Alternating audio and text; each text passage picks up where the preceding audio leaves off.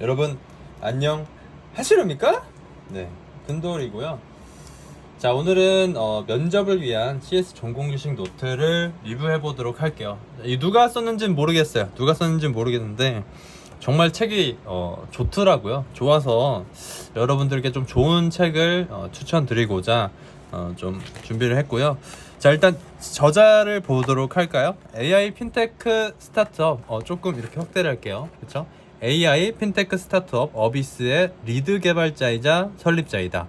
이전에는 네이버의 로그 플랫폼 쪽에서 일했으며 대한민국 공군에서 쓰는 실시간 모니터링 시스템을 만들었다.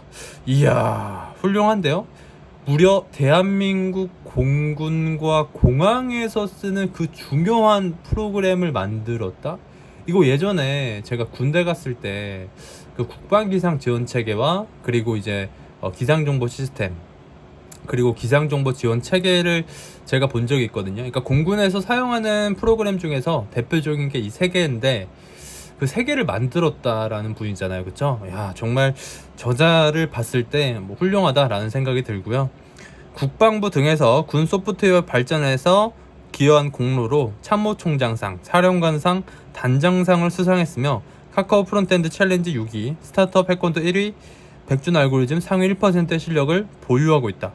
이야, 이게 사실은 그 이분이 제가 알기로는 그 군 단기 장교, 그러니까 3년 정도의 장교로 군 생활을 마쳤다라고 알고 있어요. 근데 이게 단기 장교로 일하면서 참모총장상, 그러니까 4스타 상이죠, 사령관상 3스타 상이죠, 단장상 1스타 상이죠. 이런 것들을 수상했다라는 것 자체가 정말 군대에서 엄청난 공로를 세우지 않았다면 불가능한 일이 아닌가라고 생각을 하는데 정말 대단한 분인 것 같아요. 그리고 자바스크립트 테스트 프레임워크 모카.js의 기여자. 야, 훌륭하네요. 그렇죠? 오픈소스를 만드는 사람이기도 하네요. 그렇죠? 네. 그리고 실시간 모니터링 시스템을 만들며 정복하는 웹은 자바스크립트 책을 쓰신 분이네요. 그렇죠? 제가 알기로는 이 책이 최고 기록으로는 국내 IT 분야 63위까지 간 것으로 알고 있거든요. 아무튼 굉장히 뭐 훌륭하시고 뭐 인프론에서 코딩 테스트 강사도 하시는 뭐 알고리즘도 좀 치는 그런 분인 것 같아요. 그렇죠? 제가 이제 이 책을 보면서 좀 되게 좋았던 부분은 뭐냐면 지금 이제 첫 장 같은 경우는 디자인 패턴으로 되어 있어요. 디자인 패턴과 그리고 이제 프로그래밍 패러다임을 이렇게 알려주는데, 디자인 패턴 같은 경우는 그냥 그 디자인 패턴의 뭐 정의 이런 것뿐만 아니라 지금 보시면 전략 패턴을 잠깐 보면은 전략 패턴을 사용한 어떤 사례까지 알려주는 게 굉장하거든요. 그러니까 사실은 디자인 패턴은 어떤 이론적인 거고 그 이론적인 걸 바탕으로 해서 라이브러리나 그리고 프레임워크에 쓰이고 있거든요. 그런 것들을 잘 나타냈다라는 점에서 이 책은 좀 좋다라고 볼 수가 있는데, 지금 보시는 것처럼 패스포트의 전략 패턴을, 그러니까 전략 패턴을 사용한 라이브러리로는 패스포트라는 라이브러리가 있는 거죠. 그러니까 노드.js에서 뭐 페이스북이나 오스 2.0이나 뭐 로컬 스토리지, 그냥 뭐 서비스의 회원가입이나 뭐 네이버로 로그인, 카카오로 로그인을 할 때, 그러니까 그런 것들을 만들 때 쓰는 라이브러리가 패스포트거든요. 그러니까 그런 라이브러리에 이런 이제 전략적 패턴의 이런 디자인 패턴이 녹아져 있다라는 거를 정말 잘 표현을 한 것 같고요. 이 책 같은 경우는 그림이 되게 이쁘네요. 그쵸? 어떻게 이렇게 이쁘게 만들지?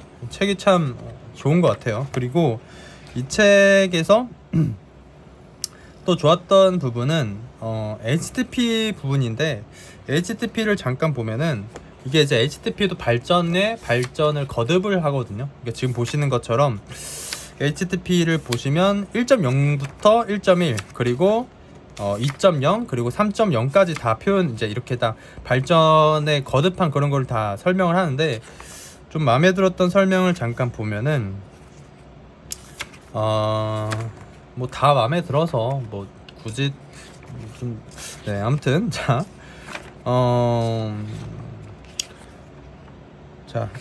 이거 잠깐 볼까요? HTTP3 같은 경우는 이렇게 좀 들어서 설명을 할게요.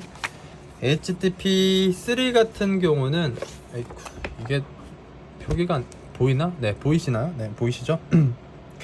이게 이제 사실은 HTTP3 같은 경우는 그 퀵을 사용하고 있거든요. 이 퀵 같은 경우는 TCP를 사용하지 않기 때문에 통신을 시작할 때 번거로운 3웨이 핸드쉐이크를 과정을 거치지 않아도 된다라는 것과, 그리고 퀵 같은 경우는 이런 식으로 그림으로 잘 표현이 되어 있죠. 원 RTT만 소요가 된다라는 걸 표현을 할 수가 있고, 그리고 이제 이런 거를 알려주는 책이 좀 없을 거예요. 퀵 같은 경우는 순방향 오류 수정 메커니즘, 그러니까 FEC라고 해서 Forward Error Collection이 적용되어 있습니다. 그러니까 사실은 이거를 몰라도 되긴 하지만 사실은 어느 정도 깊이 있는 그러니까 뭐 퀵만 사용해서 뭐 TCP를 제거를 하고 원 RTT만의 데이터 통신을 한다, 이거만 해도 HTTP3는 좀 잘 안다라고도 할 수가 있지만, 조금은 깊게라고 해서 순방향 오류 수정 메커니즘까지 설명을 해서, 이거 같은 경우는 어떤 거냐, 전송한 패킷이 손실이 되었다면은 수신 측에서, 그러니까 송신이 아니라, 그러니까 보낸 측이 아니라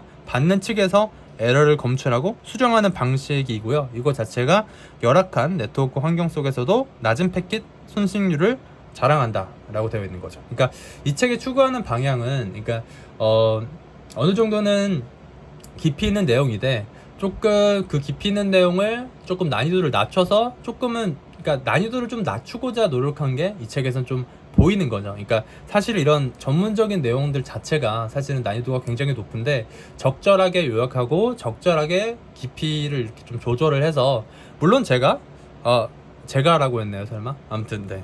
이 책을 쓰신 분이 FEC에 관해서 정말 많은 지식을 잘 알고 계시지만, 이런 식으로 요약해서 표현한 것만으로도 이 정도만 알면은 충분하다. 저희가 지금 이 책의 주제 자체가 면접을 위한이잖아요, 그렇죠? 면접을 본다라고 했을 때 FEC에 대해서 자세히 설명할 필요는 없고, 이 정도만 알아도 충분하니까 이 정도만 좀 알고 가자라는 그런 저자의 의견이 담긴 것 같아요. 아무튼 그렇고요.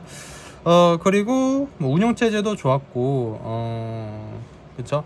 자, 이거 잠깐 볼까요? 이 모니터에 대해서 저자가 참 잘 설명했다라고 생각을 하는 게, 모니터 같은 경우는 이런 식으로 이제 모니터 큐를 기반으로 해서 작업을 이렇게 놓고 공유 작업을 이렇게 하는 게 이렇게 되어 있거든요. 근데 이 모니터를 찾아보시면 알겠지만 이런 그림 찾기가 굉장히 힘들어요. 근데 이제 저자가 굉장히 좀 설명을 잘 하기 위해서 모니터라는 거에 대해서 조금 더 깊게 알아본 게 이렇게 좀 티가 나는 거죠. 그렇죠?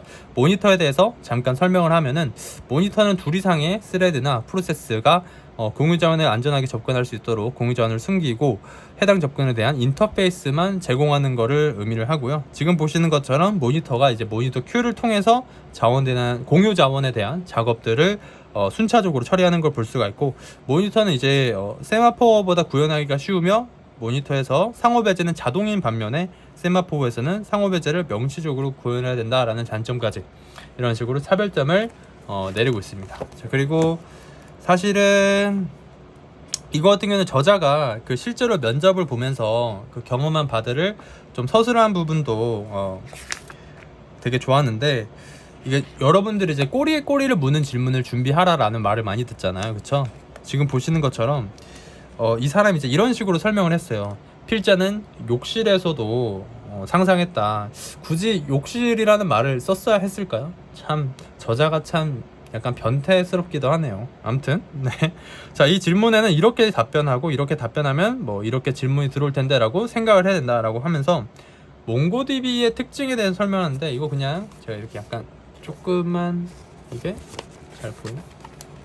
이렇게 설명을 할게요. 보면은 몽고DB의 특징은 이제 NoSQL로 사용할 수 있는 거, 그러니까 예를 들어서 면접관이 몽고DB 특징에 대해서 물어보면 이렇게 된다라는 거죠. 뭐냐면 NoSQL을 사용할 수 있는 데이터베이스고 3.2 버전 이상부터는 와일드 타이거 엔진을 쓰며 읽기, 쓰기 기능 등을 향상시켰습니다. 어그리게이트 등이 되며 도큐멘트를 만들 때 12바이트의 유니크한 아이디가 생성되는 것이 특징입니다. 이렇게 얘기를 하면 면접관이 이렇게 질문을 할 수가 있다는 거죠. 그러면 몽고DB는 오브젝트 아이디라는 기본 키가 주어지는데, 이 오브젝트 아이디는 뭐 몇 바이트로 이루어져 있고 어떻게 구성되나요? 라고 물어보면은, 그거는 이제 12바이트의 유니크한 아이디고 4바이트의 타임 값, 5바이트의 랜덤 값, 3바이트의 랜덤 값으로부터 증가되는 카운트 값으로 구성됩니다. 이렇게 얘기를 해야 된다라는 거죠. 그럼 또 면접관 이렇게 또 질문을 해요. 그러면은 몽고DB로 리플리카 셋을 구축하기도 하잖아요. 저희가 이제 뭐 서버에다 구축한다라고 했을 때 조금 더 안전한 데이터베이스 저장을 위해서, 뭐 데이터베이스 구축을 위해서 이렇게 물어보면은 이렇게 대답을 해야 되는 거죠. 일단 몽고DB에서 이제 레플리카 셋을 구축할 때 보통 3개 이상의 서버로 하는 것이 일반적입니다. 왜냐하면 한 개의 마스터 노드, 2개의 세컨더리 노드로 쓰니까요. 근데 이제 이때 서버 개수가 부족할 때 서버 한 대를 2대처럼 만드는 게 있는데 이게 이제 사실 아비터 모드라고 하는 거거든요. 그런 거는 이제 좋지가 않다라는 거고, 왜냐하면 몽고DB의 메모리 버퍼풀 같은 경우는 서버 내 메모리 50%를 차지하기 때문에 2대로 만들면 정확히는 이게 50%가 아니라 50% 마이너스 0.25, 아무튼 그냥 50%라고 봐도 무방해요. 아무튼 50%를 차지하기 때문에 이 2대로 만들면 부하가 발생했을 때 대응을 못할 확률이 높기 때문입니다. 만약 2대의 서버와 스펙이 낮은 서버 한 대가 있다면 아비터 노드도 고려해 볼만 합니다. 아비터는 별도의 사용자의 데이터를 보관하거나 처리하지 않아 높은 사양의 하드웨어를 필요하지 않기 때문입니다. 스펙이 낮은 서버 하나를 아비터 노드로 만들고 이를 통해 프라이머리 선출에 참여하는 용도로만 쓰면 됩니다. 그러니까 이런 식으로, 그러니까 몽고DB라고 했을 때 지금 3개의 질문이 나왔죠. 그러니까 보통 이렇게 나온단 말이에요. 그래서 몽고DB를 조금 더 깊게 공부를 하시는 거를 이제 저자는 추천을 드리고 있고, 아무튼 이런 식으로 해서 이제 포트폴리오 질문 이런 것까지 다 해서 되게 풍족하게 다룬 그런 책이었던 것 같습니다. 면접을 위한 CS 전공 지식 노트, 누가 썼는지는 모르겠어요. 아무튼 근데 추천을 드립니다. 그런데 그럼 오늘은 여러분 안녕히 계시랍니까?